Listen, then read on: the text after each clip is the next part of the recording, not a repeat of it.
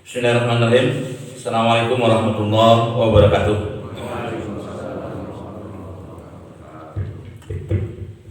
Innal hamdalillah nahmaduhu wa nasta'inuhu wa nastaghfiruh wa natubu ilaih wa na'udzu billahi min shururi anfusina wa sayyiati a'malina may yahdihillahu fala mudilla lahu wa may yudlil fala hadiya lahu.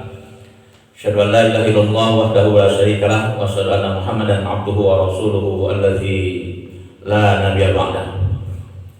Amma ba'du.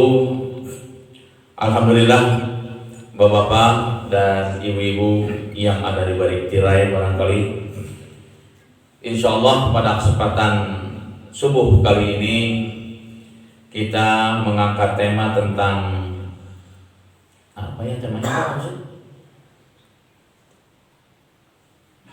Hakikat perubahan waktu.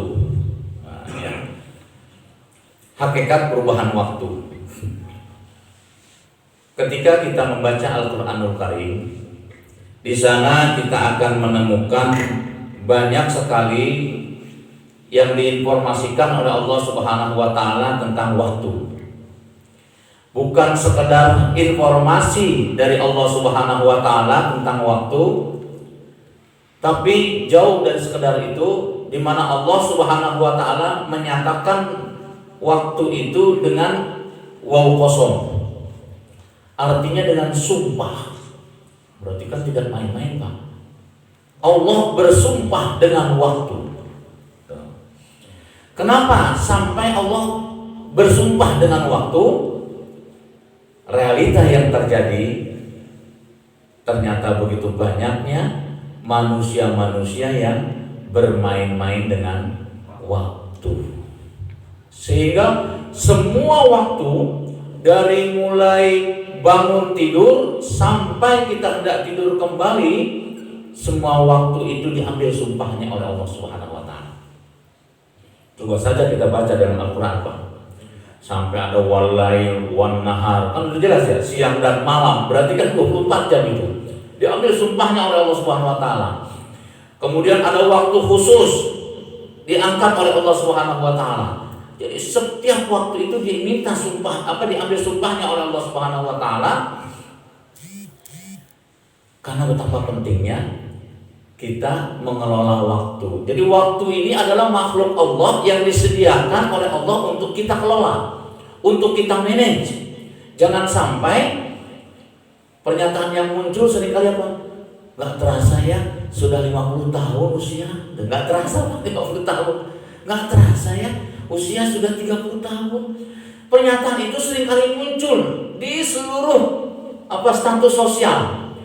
Dari mulai anak SD, dia masuk SMP, nggak terasa ya udah SMP lagi, ya gitu. Anak sekolah bilang gitu, nggak terasa ya sudah SMA lagi, nggak terasa ya sudah kuliah, nggak terasa ya sudah selesai kuliah.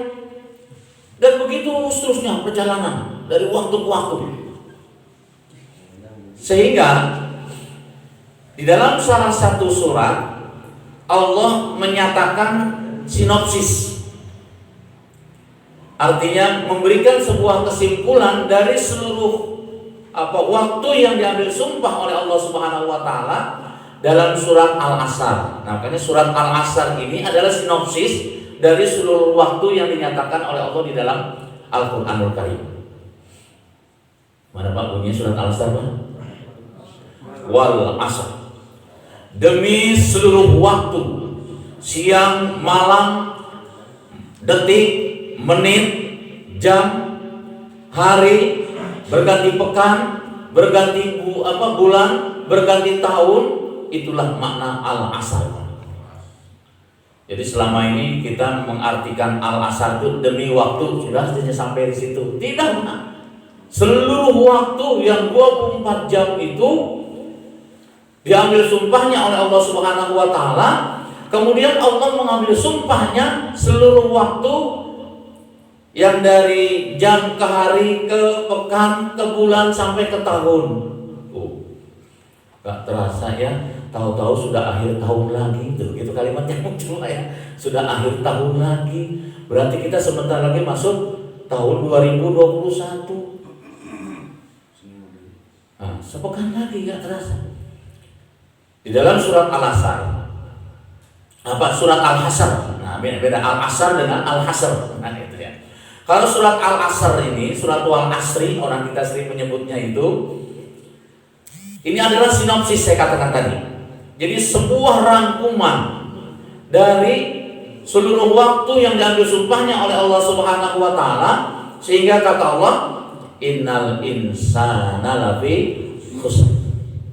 Pada hakikatnya semua manusia berada dalam keadaan rugi.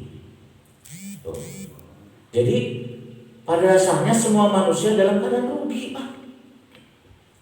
Ini yang nampaknya harus kita garis bawahi. Kenapa kok Allah menyatakan begitu? Pada dasarnya manusia itu dalam keadaan rugi. Di situ Allah Subhanahu wa taala ingin menjelaskan bahwa kalau kita ingin beruntung di antara sekian banyak manusia, ternyata memang hanya sedikit sekali manusia yang beruntung itu. Sedikit sekali manusia yang tadi pandai mengelola waktu. Dari situlah Allah nyatakan illa, sehingga diinterpretasikan oleh para mufassir, para muhaddisin, bahwa kalimat atau kata illa itu menandakan hanya sedikit sekali, Pak. Coba aja, Pak. Kalau saja kaum muslimin yang ada di sekitar RW berapa sih? RW 24 kaum muslimin tahu manfaat sholat berjamaah di masjid. Oh, kan gitu Pak ya. Cukup nggak masjid, Pak? Nggak cukup. Tapi ada yang alasan, Pak, sengaja saya nggak masjid, takut nggak cukup. Sama ada bilang gitu. Sengaja saya nggak datang ke masjid, takut nggak cukup. Masya Allah. Wah, toleransi jenawanya. Allahu Akbar, toleransi. Iya.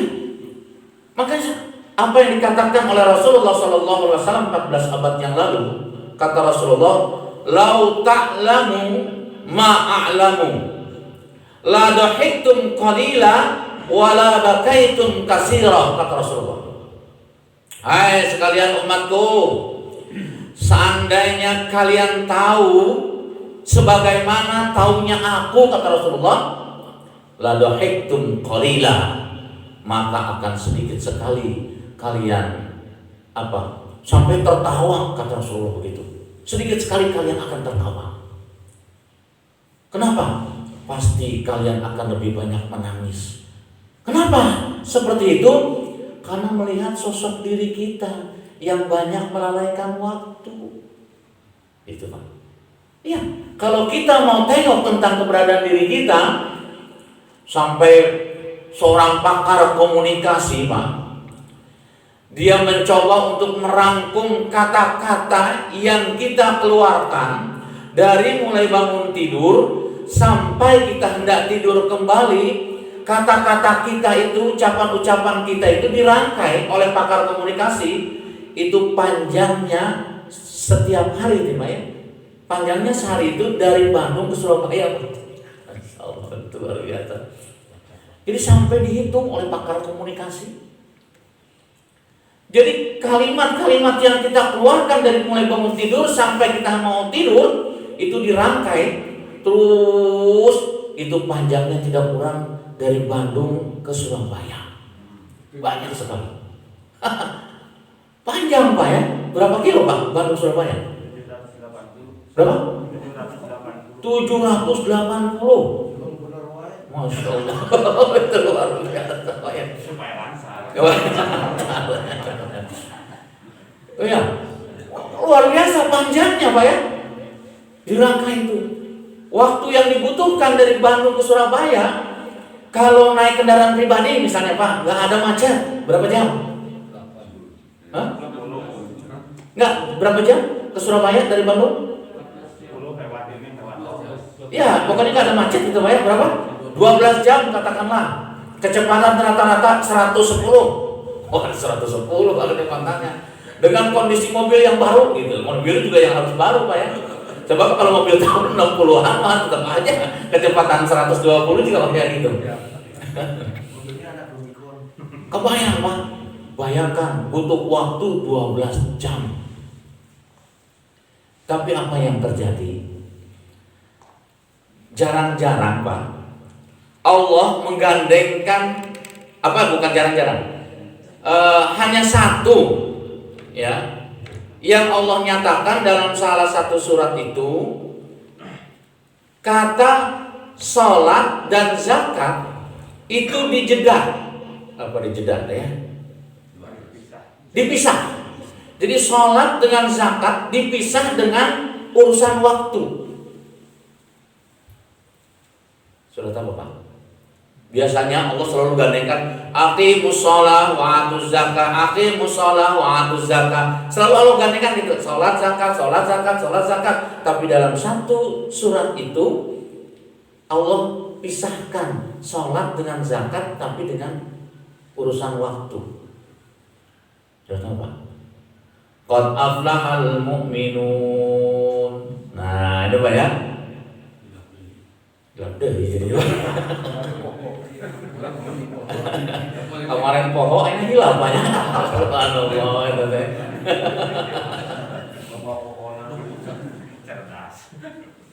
Setelah Allah katakan beruntunglah orang-orang yang beriman itu. Allazina hum an salatihim fi salatihim khashi'un, yaitu orang-orang yang melaksanakan ibadah salat itu dengan tekun, dengan khusyuk, ya kan? Konsentrasi kan gitu. Nah, setelah itu ayatnya kedua gimana? Allazina hum anil lahwi mu'ridun. Tuh. Yaitu orang-orang yang pandai menjaga waktu-waktunya itu dari kesia-siaan. Coba Pak. Iya. Menjaga waktunya dari kesia-siaan. Umumnya manusia itu membuang-buang waktu dengan sia-sia itu dengan apa? Ucapan, sehingga menggunakan kata al-laghun. Nah, itu ya. Laghun itu ucapan, Pak. Betapa banyaknya manusia yang membuang-buang waktu itu dengan ucapan-ucapan yang sia-sia.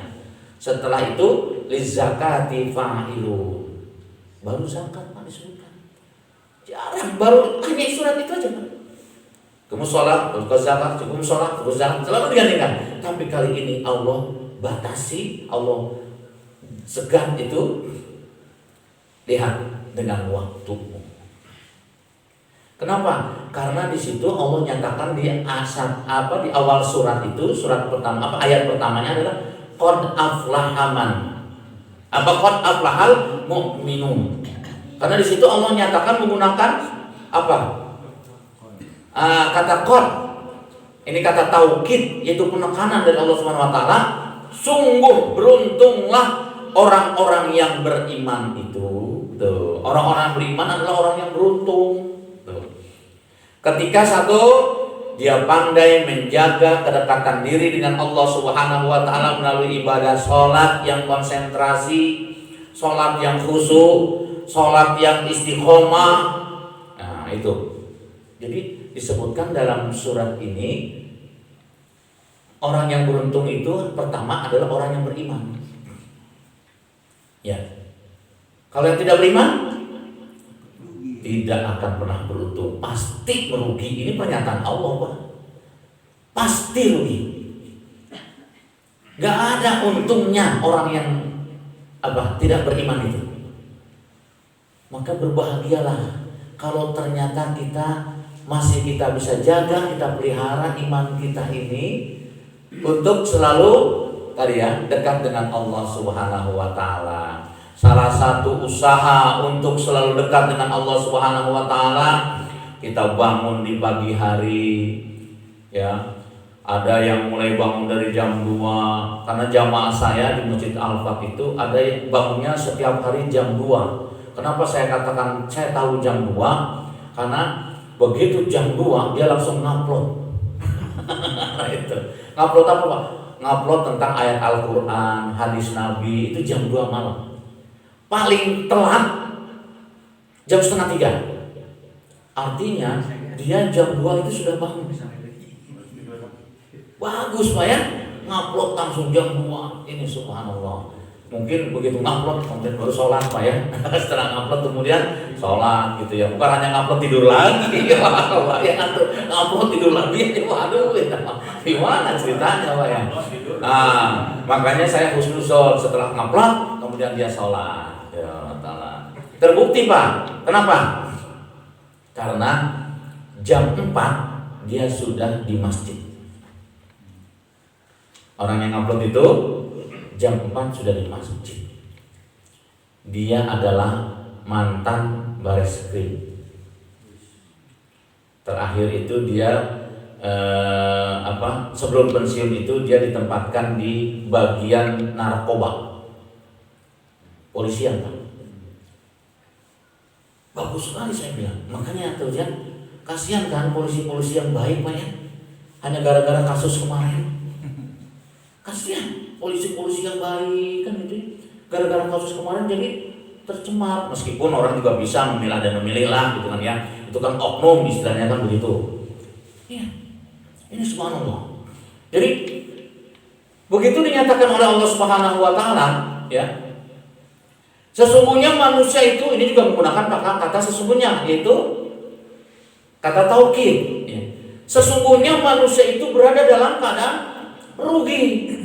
Illa, kata Allah Subhanahu wa taala, hanya sedikit sekali yang beruntung itu.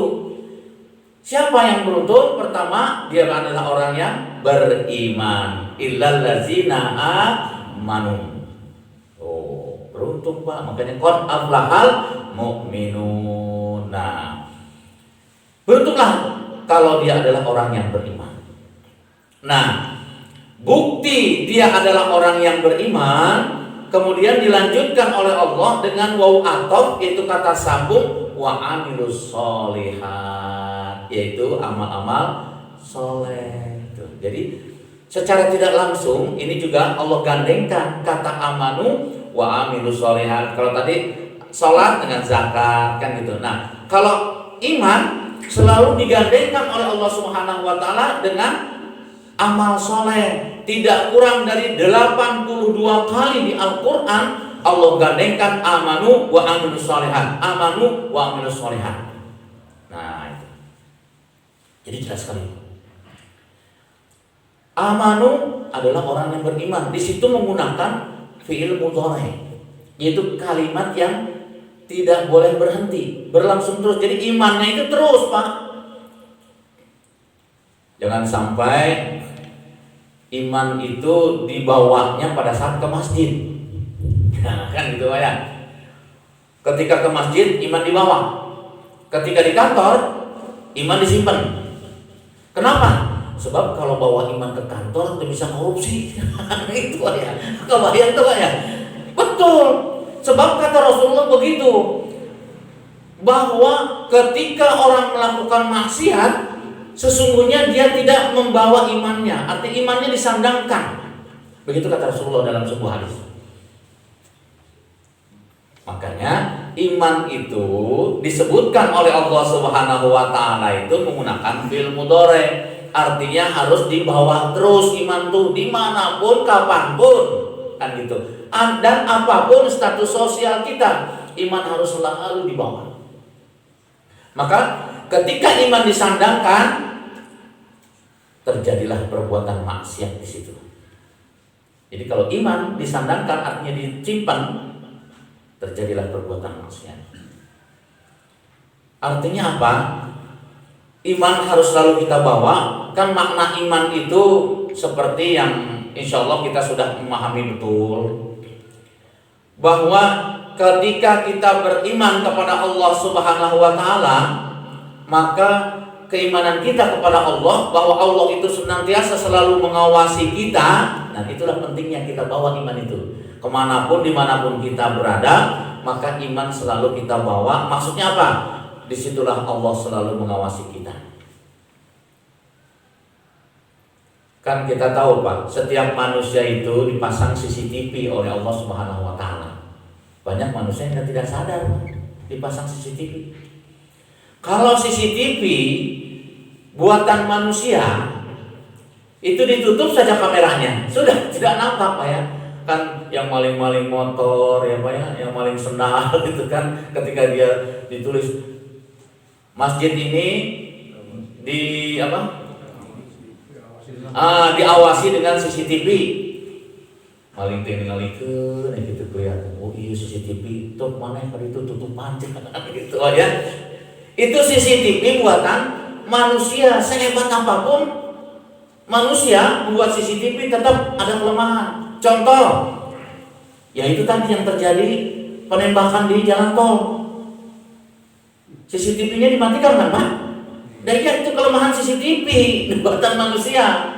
Tapi kalau CCTV yang dibuat oleh Allah Subhanahu wa taala yang dipasang setiap manusia yang namanya CCTV raqib dan CCTV atid. Ya ini dua CCTV Pak. Ya makanya kita harus selalu ingat bahwa diri kita itu dipasang CCTV yang selalu memantau. Dengan dasar dua CCTV yang dibuat oleh Allah Subhanahu wa taala itulah akhirnya diciptakan apa? Yang untuk mengawasi bumi Pak? Satelit. Tuh. Iya. Dasarnya dari sini Pak. Dasarnya dari sini dipasang setiap manusia. Oh, tidak cukup dengan manusia. Berarti seluruh alam ini harus diawasi. Sudah pasti diawasi oleh Allah Subhanahu wa taala. Dengan dasar itu akhirnya seorang ilmuwan menciptakan satelit. Dari satelit itulah akhirnya dipantau semua. Semua gerakan kita itu terpantau dimanapun kita berada. Terus dipantau. Tapi tetap Pak, yang namanya buatan manusia itu ada kelemahan. Kenapa? Buktinya satelit itu bisa dikacaukan sinyalnya atau pancarannya itu bisa dikacaukan dengan alat lain, kan gitu. Iya, itu kelemahan manusia itu. Tuh, ketika perang teluk, kan masing-masing menggunakan satelit mereka ingin menghantam tujuan itu Pak ya. Kan kalau perang sekarang Pak enak Pak, gunakan saja satelit gitu kan, foto langsung. Kalau apa Google Map namanya Pak ya, Google Map itu kan langsung bisa tertuju tuh. Ke rumah siapa, tulis saja alamatnya. Langsung tuju langsung, bom di situ, jeger, kan begitu. Iya, tapi tetap ada kelemahan. Kenapa? Karena bisa dikacaukan itu. Jadi si pancaran apa frekuensinya itu dikacaukan itu. Kenapa? Ada orang juga yang membuat mengacau tadi frekuensi. Wah, berantakan. Sama Pak. Kan setiap pesawat terbang itu juga sama kan, dikontrolnya dengan tadi frekuensi itu. Apa ada yang membuat ngaco aja? Sudah pesawat bisa saling tabrakan satu dengan yang lain. Tuh, itu luar biasa. Tapi tetap yang namanya manusia punya banyak kelemahan. Jangan sekali-kali mencoba melawan Allah Subhanahu wa taala. Allah menyatakan dalam salah satu firman-Nya. Tadi saya Iman membaca ayat itu, Pak. Kenapa? Wa makaru wa makarallah wallahu khairul makirin, kata Allah Subhanahu wa taala kan begitu ya dalam ayat tadi. Silakan wahai manusia kalian buat rencana-rencana. Silakan wahai manusia kalian buat makar. Sehebat apapun makar kalian tidak akan bisa menandingi makarku, kata Allah Subhanahu wa taala. Karena sesungguhnya rencanaku, makarku adalah yang terbaik, kata Allah Subhanahu wa taala. Maka beruntunglah kalau kita justru ikut berada dalam Hizbullah, yaitu bersama Allah Subhanahu wa taala. Nah, itu beruntung kita kalau bersama dengan Allah Subhanahu wa taala. Kenapa? Karena Allah punya rencana dan rencana Allah yang terbaik. Sehebat apapun manusia buat rencana, ketika kata Allah gagal, Allah menggagalkan rencana orang, cukup mengatakan apa Pak? Kun, gagal, fayakun, maka gagallah rencananya. Dan itu betul. Ya, disitulah pentingnya kita selalu dekat dengan Allah Subhanahu wa taala. Termasuk di dalam kita mengelola waktu. Waktu adalah makhluk Allah yang disediakan untuk kita kelola. Ketika kita diberikan amanah oleh Allah Subhanahu wa taala untuk mengelola waktu, kemudian kita berkhianat. Nah, mengkhianati waktu, orang yang mengkhianati waktu seperti apa Pak? Ya tadi, membuang-buang waktunya, tidak ada manfaat. Padahal kata Rasulullah SAW dalam hadis yang begitu singkat, kata Rasulullah, waktu yang disediakan oleh Allah Subhanahu wa taala 24 jam, siapapun manusianya, apapun status sosialnya sama dikasih waktu 24 jam. Ada yang lebih enggak, Pak? Gak ada yang lebih. Sesibuk apapun dia, waktu 24 jam. Sesantai-santainya manusia tetap 24 jam. Gak ada yang beda. Allah sediakan waktu itu sama. Beberapa waktu yang lalu saya pergi ingin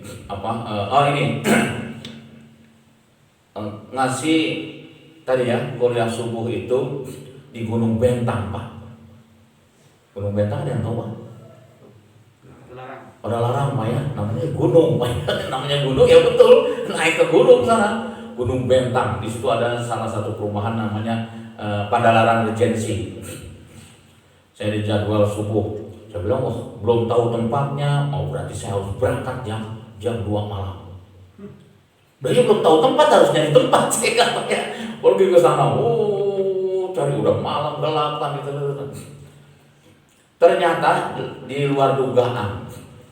Takut macet juga kan, katanya Padalarang kan macet, Pak ya. Begitu sampai sana, bayangkan Pak, jam 2:30 udah sampai sana saya. Masya Allah, saya bilang 2:30 baru udah sampai sini. Tahu gitu, tadi berangkat jam 4 cukup, saya bilang. Sudah sampai sana. Udah masuk dalam kompleknya Pak, main. Sepi, nggak ada manusia satupun, Pak ya.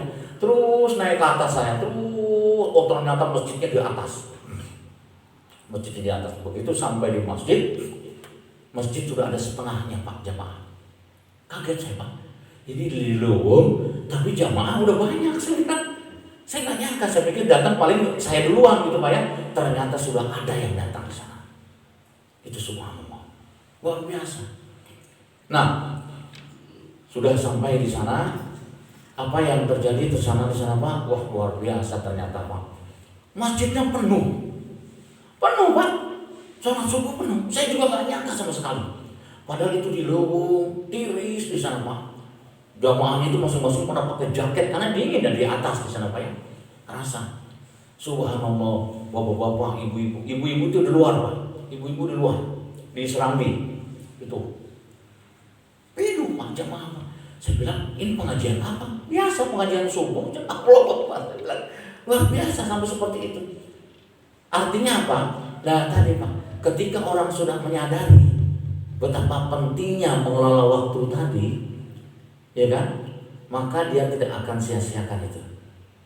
Jangan sampai ketika sudah uzur, nah ini kan kebanyakan yang udah uzur Pak, yang semangat ya kan, pengen ke masjid tapi aduh udah nggak kuat. Nah trennya begitu Pak ya, pengen ke masjid, lihat orang-orang ke masjid tapi kondisinya udah lemah. Bayangkan udah lemah baru teriak. Ketika masih kuat, masih gagah dan sebagainya, terlena. Padahal subhanallah, kalau saja ya kita dibacakan salah satu hadis Rasulullah SAW tentang manfaat ya waktu yang disediakan oleh Allah, kemudian kita datang ke masjid, bagaimana kata Rasulullah hadisnya Pak? Seandainya ya kaum mukmin tahu manfaat sholat berjamaah di masjid, meskipun harus dengan merangkak dia tempuh juga. Tuh, sampai kata Rasulullah begitu. Teringat saya dengan salah satu kisah yang dialami oleh Ibnu Maktum. Dia adalah orang yang buta. datang ke Rasulullah Sallallahu Alaihi Wasallam, ya Rasulullah, adakah rukhsah buat saya yang sudah buta ini tidak ke masjid? Untuk kali ini biasanya Umi Maktum ini selalu ke masjid Pak sholat. Kenapa? Karena ada yang menuntunnya. Ke masjid ada yang menuntun. Makanya datang ke Rasulullah minta rukhsah. Ya Rasulullah, adakah rukhsah buat saya untuk tidak ke masjid? Kondisi saya memang buta, tapi selama ini saya ke masjid. Tapi kali ini yang menuntun saya nggak ada ya Rasulullah. Ada nggak rukhsah buat saya? Kata Rasulullah, oh ya kalau begitu karena sudah tidak ada yang menuntun, boleh buat Anda begitu. Terima kasih ya Rasulullah. Pulanglah Umi Maktum itu. Baru sampai pintu gerbang masjid utama ini dipanggil oleh Rasulullah. Umi Maktum, sebentar. Tidak ada rukhsah. Tidak ada rukhsah sholat ke masjid dalam kondisi bagaimanapun. Oh begitu ya Rasulullah. Baiklah kalau begitu. Subhanallah. Itu kata Rasulullah Pak. Nggak ada rukhsah, buta sekalipun. Bayangkan kita yang diberikan kesempurnaan bisa melihat betapa beratnya untuk melangkahkan kaki ke masjid. Kalau tahu keutamaannya Pak, Masya Allah, itu luar biasa. Dalam salah satu hadits qudsi, Allah Subhanahu wa Ta'ala menyampaikan pesan ini kepada Rasulullah Sallallahu Alaihi Wasallam. Semoga ini menjadi motivasi buat kita yang sudah rutin datang ke masjid, ya, agar kita bisa tingkatkan. Kalau kemarin ke masjid itu begitu mendengar azan kan gitu ya. Nah berikutnya itu bisa ditingkatkan sedikit kan ya. Lebih awal sebelum azan 1 menit udah sampai masjid kan gitu. Biasanya kan azan sudah selesai baru datang ke masjid kan gitu ya. Nah ini semoga menjadi motivasi buat kita. Kenapa? Kata Rasulullah, ada 7 golongan yang dimasukkan ke dalam surga oleh Allah Subhanahu wa Ta'ala tanpa ditanya. 7 golongan yang dimasukkan ke dalam surga nanti itu tanpa ditanya. Padahal kita tahu Pak, setiap orang tidak pernah luput dari pertanyaan dari Allah Subhanahu wa Ta'ala. Sebelum masuk ke dalam surga itu ditanya dulu. Jelas yang ditanya adalah orang yang beriman. Kalau nggak beriman nggak perlu ditanya, langsung saja dibawa ke neraka jahanam. Kalau orang yang tidak beriman langsung digiring. Pokoknya yang beriman ngumpul semua di sini. Oh, diperintahkan dari mulai umat Nabi Adam sampai umat Rasulullah masing-masing membuat barisan. Masing-masing membuat barisan. Kata Allah Subhanahu wa Ta'ala, aku berikan penghargaan khusus kepada umat Rasulullah Sallallahu Alaihi Wasallam. Yang pertama kali aku panggil adalah umat Rasulullah. Bangga kita Pak menjadi umat Rasulullah. Bukan umat Nabi Adam Pak ini panggil. Yang meninggalnya lebih dulu, tapi yang dipanggil justru malah umat Rasulullah yang terakhir. Disitulah kelebihan yang diberikan oleh Allah Subhanahu wa Ta'ala terhadap umat Rasulullah. Di antara umat Rasulullah Sallallahu Alaihi Wasallam dikumpulkan oleh Allah Subhanahu wa Ta'ala, yang pertama kali dipanggil adalah orang-orang yang gemar mencari ilmu. Subhanallah, luar biasa. Di antara umat Rasulullah yang pertama kali mendapat panggilan adalah orang yang gemar mencari ilmu. Yang kedua, orang yang berjihad di jalan Allah. Dan yang ketiga, orang kaya yang dermawan. Itu 3. Tinggal kita pilih. Ternyata kita ada 3-tiganya. Gemar mencari ilmu, siap untuk berjihad, dan kita dermawan. Wah, tinggal pilih itu mau masuk surga dari pintu mana tanpa ditanya oleh Allah Subhanahu wa Ta'ala. Ini dalam sebuah hadits qudsi. Hadis mutawatir, artinya tidak terputus hadis itu, sahih.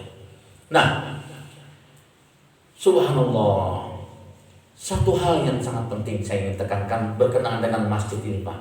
Kata Allah di dalam sebuah hadits qudsi itu dinyatakan bahwa Allah memasukkan ke dalam surga kepada orang yang hatinya terpaut terhadap masjid. Nah, orang yang hatinya terpaut dengan masjid. Kalau tidak ke masjid ada sesuatu yang kurang. Terutama waktu ibadah sholat. sholat fardu.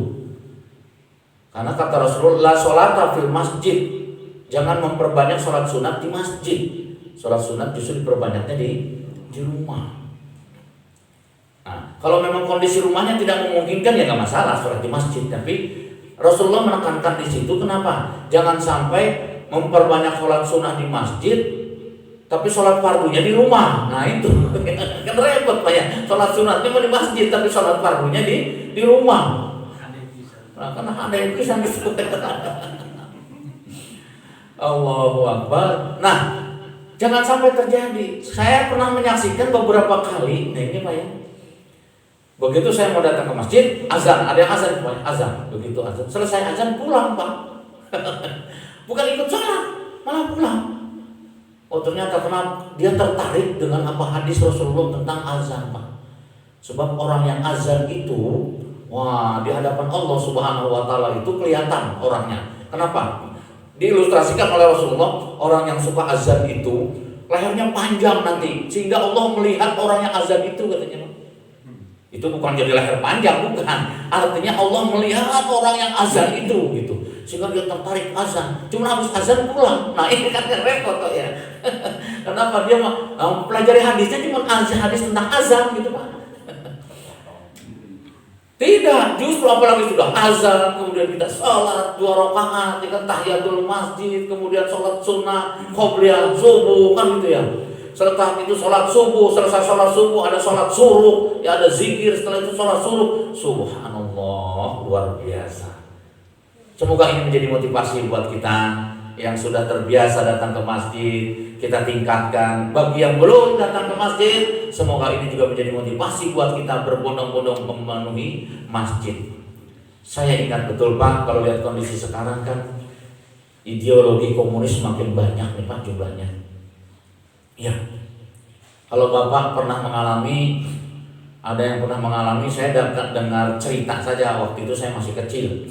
Saya lahir tahun 62. Gestapo itu tahun 65, ya kan? Komunis itu, artinya usia saya berapa? 3 tahun waktu itu Pak, 3 tahun. Kalau tahu melihat apa zaman PKI dulu Pak, masyarakat itu berbondong-bondong ke masjid setiap waktu. Kenapa? Karena ulama dulu itu yang tidak datang ke masjid PKI, begitu bilang Pak. Ngeri sekali kan Pak ya? Dulu ulama bilang begitu, sehingga apa? Semua muslim itu memenuhi masjid. Sampai-sampai tetangga saya Pak Nasrani datang ke masjid Pak. Takut dibilang PKI. Sampai seperti itu tahun 65 dulu. Nah sekarang sudah makin berkembang ideologi komunis itu Pak. Kebayang, apakah harus terjadi lagi seperti dulu? Ya Pak, PKI membabi buta, menggorok siapapun, kan gitu ya. Nah hal-hal ini tentunya agar menjadi pelajaran buat kita ini subhanallah ya. Bagaimana kata Allah? Kita back to tema, bagaimana Allah Subhanahu Wa Taala menyatakan illal ladzina amanu, hanya sedikit sekali yang beruntung itu. Yang pertama adalah orang yang beriman. Yang beriman banyak sedikit Pak? Sedikit yang beriman itu. Ya kan? Tentunya kan kita tahu apa jumhur ulama iman itu sifatnya fluktuatif. Al imanu yazid wa yanqus, dan begitulah iman. Naik turun, naik turun, naik turun, dan begitulah kondisi iman. Fajadidu imanakum, untuk menjaga, memelihara agar iman kita tetap stabil. Bila ilaha illallah, hadirkanlah Allah dalam jiwa raga kita, insya Allah iman stabil. Jadi kita hadirkan iman, kita hadirkan Allah di dalam jiwa raga kita, iman insya Allah akan stabil. Kan persoalannya kita itu sering menghadirkan Allah dalam keadaan susah. Kalau lagi susah, sakit, sering menghadirkan Allah. Ya Allah, astagfirullah, sakit. Sering menghadirkan Allah dalam keadaan susah, lagi sakit, sering hadir Allah. Tapi kalau lagi bersenang-senang, ada nggak yang sering nyebut Allah Bang? Astagfirullah, ya Allah, nikmat gini makan gitu ya. Ya Allah, subhanallah, nikmat gini rekreasi. Ada nggak yang gitu Pak? Ada Pak ya? Ada gitu ya. Meskipun hanya sedikit sekali gitu. Bukan nggak ada. Tapi umumnya ketika sakit, alhamdulillah itu juga masih mending. Sakit ingat Allah. Yang repot itu udah sakit nggak ingat Allah, malah gerutu. Allah itu kejam. Wah, itu Allah kejam. Bayangkan saya ibadah tapi dikasih sakit kayak gini. Sementara tetangga nggak pernah ibadah tapi nggak pernah sakit. Sampai bilang begitu. Masya Allah, ada kisah yang menarik Pak. Belum lama ini di Inggris, seorang wanita Kristiana di Inggris itu Pak ya, belakangnya apa saya lupa namanya. Dia masuk Islam Pak, belum lama ini. Setelah dia masuk Islam, kemudian dia dikucilkan oleh keluarganya. Itu kan umum Pak ya, sudah biasa dikucilkan oleh keluarganya. Akhirnya Pak, ketika dia dikucilkan, akhirnya dia ngontrak karena kondisinya masih kuliah Pak, dia harus membiayai sendiri kuliahnya. Sebisa mungkin yang bisa dia lakukan, akhirnya dia bikin prakarya, kemudian yang bisa dia bikin kue untuk menghidupi dirinya dan untuk menyelesaikan kuliah. Masuk Islam kondisinya parah seperti itu, tapi tidak bergeming Pak. Ini subhanallah imannya Pak. Tahu sudah dikucilkan tapi dia tetap bertahan. Sampai pada akhirnya apa yang terjadi Pak? Allah menghendaki ke wanita yang mu'alaf ini apa Pak? Sakit kanker payudara. Akhirnya Pak, dia coba berobat tapi nggak sembuh juga. Dia berobat nggak sembuh juga. Sampai akhirnya Pak, kuliahnya tidak lanjut. Kenapa? Uangnya digunakan untuk berobat. Malu dia sama keluarganya. Dari mulai stadium 1 naik ke tingkat stadium 2, stadium 3 sampai stadium 4 Pak. Apa yang terjadi? Keluarganya tahu anaknya sakit, ya tetap namanya keluarga akhirnya kasihan Pak ya. Tadinya sudah dikucilkan, ini dibawa pulang. Setelah dibawa pulang, kemudian kata keluarganya, tuh gara-gara kamu masuk Islam tuh jadi sakit kanker kamu. Sudah kembali lagi. Tetap dia bertahan Pak. Saya tidak mau kembali ke agama semula. Saya sudah nyaman dengan agama saya, al-Islam ini. Itu teguh Pak. Tapi tetap dirawat. Kenapa? Karena berusaha keluarganya ingin merayu Pak, supaya dia kembali ke agama yang semula. Sekali waktu, setiap malam dia tahajud. Kemudian dia minta ke Allah Subhanahu wa Ta'ala, ya Allah, kalau Engkau sayang kepadaku, sembuhkan penyakitku. Saya tidak ingin Islam itu difitnah karena aku. Begitu Pak. Ya Allah, saya tidak ingin Islam itu difitnah karena aku. Bagaimana keluargaku itu mengatakan aku kanker ini karena aku masuk Islam. Saya tidak ingin Islam itu nista ya Allah. Sampai begitu kata-kata. Setiap malam dia doa kepada Allah Subhanahu wa Ta'ala. Dia berdoa. Sampai sekali waktu dia dibawa oleh keluarganya ke dokter karena sakitnya makin parah. Dibawa ke dokter. Setelah diperiksa oleh tim medis, kan ada riwayatnya itu Pak ya, stadium 1, 2 sampai 4. Setelah diperiksa di CT scan, ternyata kata dokter, loh, Anda tidak berpenyakit sekarang. Sembuh total. Setelah dinyatakan dia sembuh, langsung bangkit Pak. Si wanita itu bangkit. Alhamdulillah ya Allah, terima kasih Engkau telah menyelamatkan agamamu. Bukan dirinya Pak yang disebutkan Pak. Itu begitu cintanya kepada Islam. Ya, begitu cintanya kepada Islam, dia tidak sebutkan dirinya. Terima kasih wahai Allah, Engkau telah menyelamatkan agamamu dari fitnah yang dilakukan oleh keluarga saya. Subhanallah. Kemudian dia terus berdoa kepada Allah Subhanahu wa Ta'ala, sampai pada akhirnya saya lupa itu, saya baca di surat kabar itu Pak. Akhirnya dia meninggal. meninggal, tapi dia sudah membuktikan kepada keluarga bahwa sakit dia itu bukan karena pindah agama. Dia telah membuktikan itu. Buktinya apa? Saya sembuh. Setelah sembuh kemudian dia meninggal. Subhanallah. Begitulah cintanya Allah kepada orang-orang yang beriman. Orang yang beriman begitu, Pak. Kecintaan Allah begitu. Kenapa?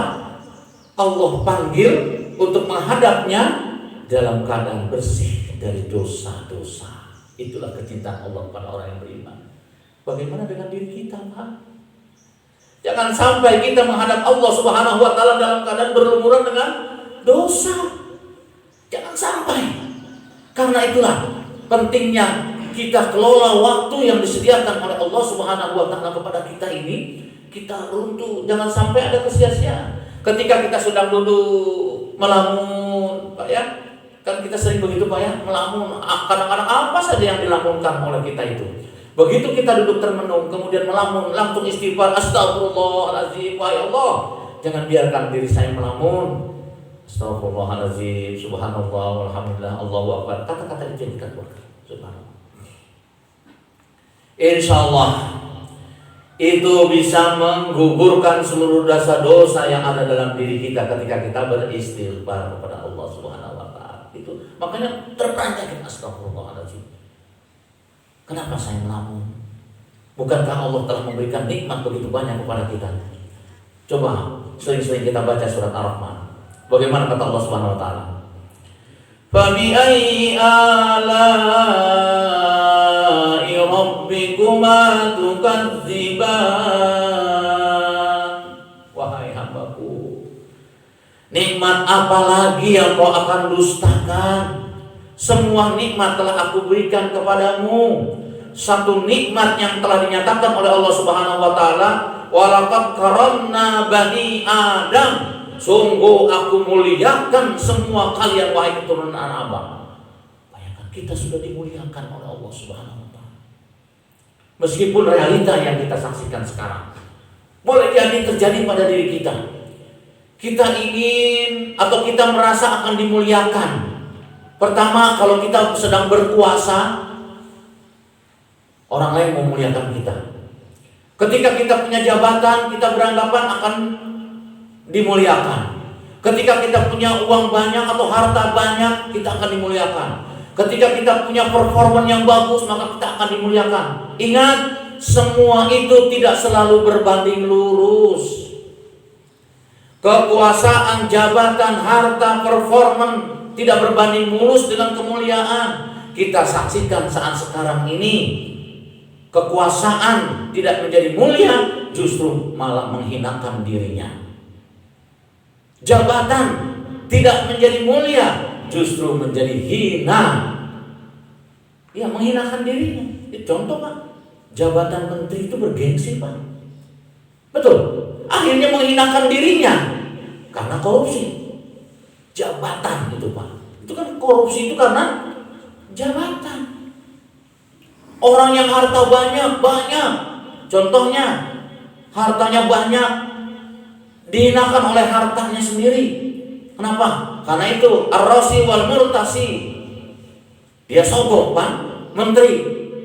Karena dia punya uang banyak, dia merasa akan dimuliakan, dihinakan oleh harta yang banyak. Performan oke, ya kan? Bisa dia jual ke sana ke sini. Para artis misalnya Pak ya, wah dia jual kan performannya kan, artis. Banyak artis dihinakan oleh performannya itu. Kenapa? Narkoba, kan gitu Pak ya. Pelecehan dan seterusnya. Dia hinakan oleh tadi performan. Dia anggap ketika performan oke itu maka akan dimuliakan. Tidak Pak, tidak selalu berbanding lurus tentang ini semua. Justru kemuliaan diberikan oleh Allah Subhanahu wa taala kepada seluruh umat manusia, siapapun dia, apapun status sosialnya. Walaqad karamna bani Adam. Dua kata taukid, lam dan qad, dinyatakan oleh Allah Subhanahu wa taala untuk memuliakan manusia. Dua hal di dalam surat Al-Mujadilah. Ketika kita ingin menjaga kemuliaan diri kita, Yarfa'illahu allazina amanu minkum wallazina utul ilma darajat. Dua Pak, dua tuh disebutkan. Allah angkat derajat orang-orang yang beriman tadi, kan gitu ya, dan orang-orang yang berilmu, yaitu yang mau belajar. Tuh, diangkat derajatnya oleh Allah. Jadi jangan merasa, aduh saya mah nggak dimuliakan oleh siapapun. Jangan, lihat Allah muliakan. Lebih bangga mana Pak? Dimuliakan oleh Allah atau dimuliakan oleh manusia? Dimuliakan oleh Allah itu lebih kita banggakan dibandingkan dengan dimuliakan oleh manusia. Kenapa? Karena seringkali manusia memuliakan manusia yang lain itu kamuflase. Karena jabatan tadi kamuflase sesungguhnya, padahal dia tidak mulia. Bayangkan Pak, coba ketika Menteri Sosial, kan hasil survei Menteri Sosial itu paling oke Pak, paling bagus. Maka orang ketika lihat Menteri Sosial itu Pak, ingin foto bareng. Kenapa? Ini menteri yang paling bagus, hasil ini Pak, hasil survei bagus melaksanakan kinerjanya. Oh, siap semua orang ingin foto. Tapi sekarang Pak pada mau foto nggak Pak sama Menteri Sosial? Iya, ini sebuah realita. Jadi realita yang diperlihatkan oleh Allah Subhanahu Wa Taala saat sekarang ini hendaklah menjadi pelajaran, menjadi ibroh buat kita harusnya. Oh, kemuliaan yang Allah berikan itu lebih kita banggakan dibandingkan dengan kemuliaan yang diberikan oleh manusia. Kenapa? Karena manusia itu sifatnya umumnya apa Pak? Objektif, subjektif Pak. Subjektif manusia itu Pak. Ya, jangankan dengan yang lain, di keluarga saja misalnya kadang-kadang kita suka bersikap subjektif terhadap anak yang pertama, kedua, ketiga kita suka subjektif. Itu terhadap keluarga kita sendiri, apalagi kepada orang lain. Jangan dulu bangga kita dimuliakan oleh masyarakat karena kita punya jabatan. Jangan dulu bangga, tanya dulu kita dimuliakan nggak oleh Allah Subhanahu Wa Taala. Harusnya kan begitu kita tanya. Kalau ternyata saya ke Allah Subhanahu Wa Taala sholat juga ditunda-tunda. Bagaimana Allah ingin memuliakan saya, tapi manusia memuliakan saya. Ini adalah kemuliaan kamuflase yang saya tidak inginkan. Itulah kata-kata yang harus kita camkan di dalam jiwa kita, insya Allah. Insya Allah. Waktu suruh sudah masuk, karena memang batasan kuliah subuh itu sampai waktu suruh. Insya Allah. Bagaimana hakikat perubahan waktu yang harus kita pahami? Terakhir saya ingin katakan, waktu punya karakteristik yang sangat unik Pak. Apa Pak? Yang pertama, tidak pernah bisa kembali. Ahad pagi ini tidak akan pernah sama dengan ahad pagi kapanpun, gak akan pernah sama Pak. Maka ahad pagi ini kita siap bertanggungjawabkan di hadapan Allah Subhanahu Wa Taala. Saya datang ke pengajian, saya datang ke masjid, sholat qobliyah subuh, sholat tahiyatul masjid, sholat subuh berjamaah, sholat suruh, mengikuti kajian. CCTV Rokib itu merekam semuanya itu. Maka tatkala laporan ini disampaikan setiap hari Kamis ke hadapan Allah Subhanahu Wa Taala, Nabi Adam tersenyum. Nah, dalam sebuah diskusi disebutkan itu Pak. Jadi Nabi Adam itu menangis ketika seorang manusia dilaporkan ke Allah Subhanahu Wa Taala amal-amal jelek. Nabi Adam menangis. Kenapa? Nabi Adam merasa bersalah telah berbuat dosa pertama kali. Begitu Pak, disebutkan dalam sebuah diskusi. Nabi Adam menangis ketika kita melakukan dosa. Kenapa? Karena aku yang pertama kali mencontohkan perbuatan dosa. Tuh, begitu sampai Nabi Adam Pak. Nah, begitulah. Jadi tidak ada waktu yang sama. Artinya karakteristik waktu tidak akan pernah kembali. Yang kedua, tidak pernah berhenti waktu itu Pak. Jalan terus ya Pak ya. Jalan terus. Kita ngelamun dengan kita kerja. Waktu berhenti gak Pak? Ketika kita ngelamun, kita ngelamun waktu jalan. Kita bekerja waktu jalan. Mana yang lebih bermanfaat? Ya kita bekerja lah, melakukan sesuatu, ya kan? melakukan sesuatu. Makanya kata Rasulullah, khairun nas anfa'uhum linnas. Jadilah kalian manusia yang banyak memberikan manfaat. Nah, itu tadi Allah titipkan kepada seluruh manusia sama pun siapapun manusianya, Pak.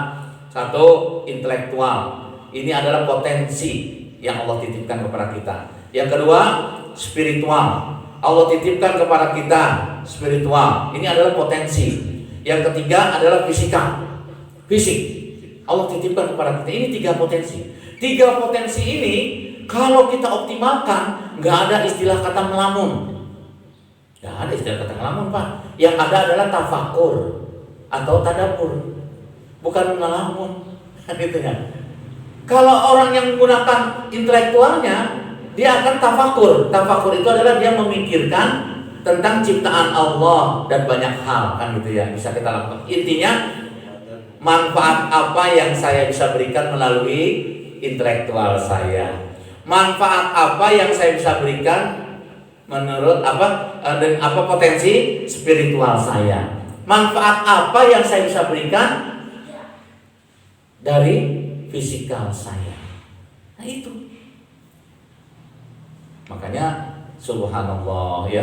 Kalau itu yang bisa kita lakukan, insya Allah syahidun fid dunya wa syahidun fil akhirah. Allah berikan kebahagiaan yang hakiki di dunia dan kebahagiaan hakiki di surga. Kebahagiaan hakikinya diantarkan ke surganya Allah. Apa yang disebutkan tadi, semoga kita digolongkan oleh Allah Subhanahu wa taala, dimasukkan ke surga tanpa ditanya dan dibebaskan memilih masuk dari pintu mana saja. Innallaha wa malaikatahu yusholluna 'alan nabi. Ya ayyuhallazina amanu shallu 'alaihi wa sallimu taslima. Hamdan syakirin, hamdan na'imin, hamdan yuwafi ni'amahu wa yukafi mazidah. Ya Rabbana, ya Rabbana, ya Rabbana lakal hamdu wa lakal syukru kama yanbaghi li jalali kalimati azimi sultanik. Allahumma inna nas'aluka ridhaka wal jannah. Allahumma inna nas'aluka ridhaka wal jannah. Allahumma inna nas'aluka ridhaka wal jannah wa na'udzubika min sakhatika wan nar. Wa na'udzubika min sakhatika wan nar. Wa na'udzubika min sakhatika wan nar. Ya Arhamar Rahimin, irhamna ya Rabb. Kami adalah hamba-hambamu yang pada kesempatan pagi hari ini duduk bersimpuh di hadapanmu, tidak lain adalah mengharapkan keridhaan darimu ya Rabbana. Meskipun kami menyadari keridhaan yang kami harapkan belum setimpal dengan yang apa kami perbuat. Ya Rabbana, ya Rahman, ya Rahim, berilah kemampuan kepada kami untuk mensyukuri atas segala nikmat yang kau berikan kepada kami. Berilah kemampuan kepada kami untuk mengoptimalkan waktu yang kau sediakan untuk kami. Berilah kemampuan kepada kami ya Rabbana untuk menjaga iman kami agar tetap stabil, bahkan naik dan naik terus. Ya Arhamar Rahimin, irhamna. Tanamkan dalam diri kami iman yang kokoh, hati yang khusyuk, niat yang ikhlas, dan kesabaran yang tetap untuk mampu melaksanakan semua apa yang kau perintahkan dan menjauhkan apa yang kau larang. Ya Rabbana, ya Rahman, ya Rahim, jadikanlah kami orang tua yang pandai memberikan kasih sayang terhadap keluarga kami. Jadikanlah kami orang tua yang pandai mendidik anak-anak kami. Ya Allah, berilah kekuatan kemampuan kepada kami untuk mendidik putra-putri kami agar menjadi putra-putri yang soleh dan solehah ya Rabbana. Ya Arhamar Rahimin, jadikan pula keluarga kami keluarga yang sakinah, mawaddah warahmah. Limpahkan rahmat, maghfirah serta ridhamu ya Rabbana ya Rahman ya Rahim. Allahumma innaka ta'lamu anna hadhihi al-quluba qad ijtama'at ala mahabbatik wa iltaqat ala ta'atik wa tawahadat ala da'watik wa ta'ahadat ala nusrati syariatik. Fawasiqillahumma rabitutaha wa adi muddaha wa ahdiha subulaha wa amlaha bi nurika alladhi la yakhbu wasrah suduraha bi faidil imani bik wa jamili tawakkuli alaik wa ihha bi ma'rifatik wa minna ala syahadati bi sabilik innaka li maulana wa ni'man nasir. Allahumma ya Rabbana ya Rahman ya Rahim, sungguh tidak ada kata yang paling indah dari apa yang kami lantunkan lewat doa ini kecuali kau kabulkan permohonan kami. Ya Rabbana, besar harapan kami akan dikabulkannya permohonan ini. Rabbana atina fid dunya hasanah wa fil akhirati hasanah wa qina adzabannar. Subhana rabbika rabbil izzati amma yasifun wassalamun alal mursalin walhamdulillahi rabbil alamin. Aqulu qouli hadza wastaghfirullahal azim li wa lakum minkum. Wassalamu alaikum warahmatullahi wabarakatuh.